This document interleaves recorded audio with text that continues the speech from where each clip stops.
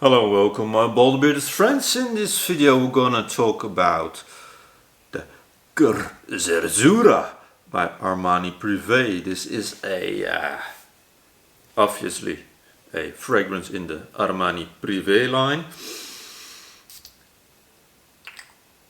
And I bought this one as a blind buy, a quite expensive blind buy, but a blind buy nonetheless.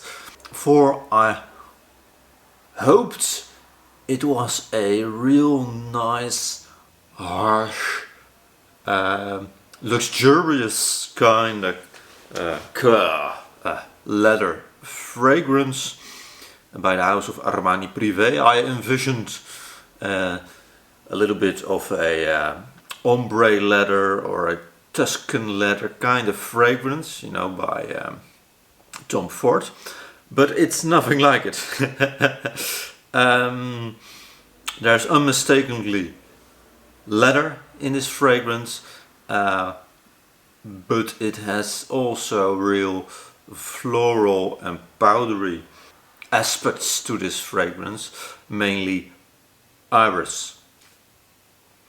So let's talk about this fragrance. It's actually quite a new fragrance in the Armani Prive line. It's launched in 2020, of course, unmistakably with the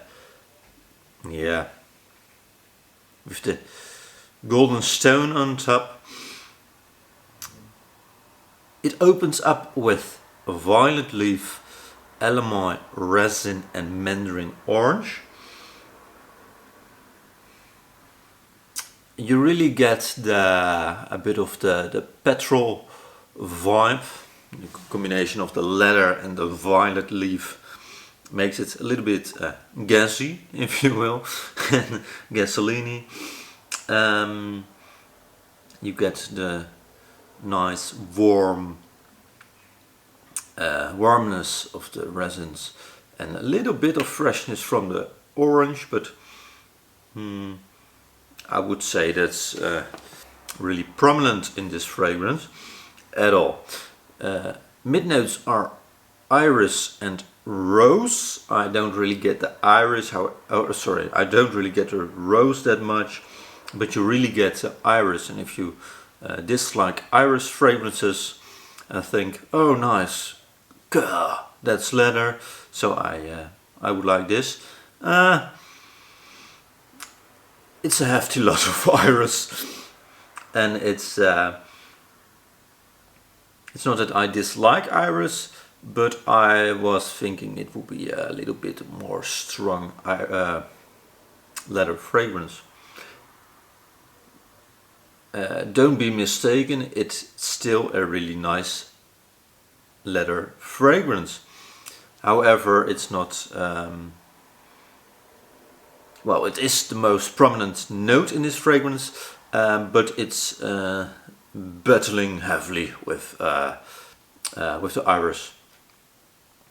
Last but not least, the base notes. You of course got the leather note in it, and the cedar, and a little bit of vanilla. You really get a little bit of sweetness, vanillic sweetness in the base, and it's a real nice fragrance.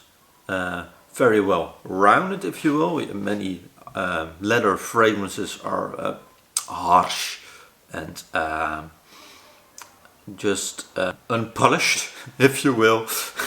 And this one is, if you will, real nice, polished, as much as the stone on top of the bottle.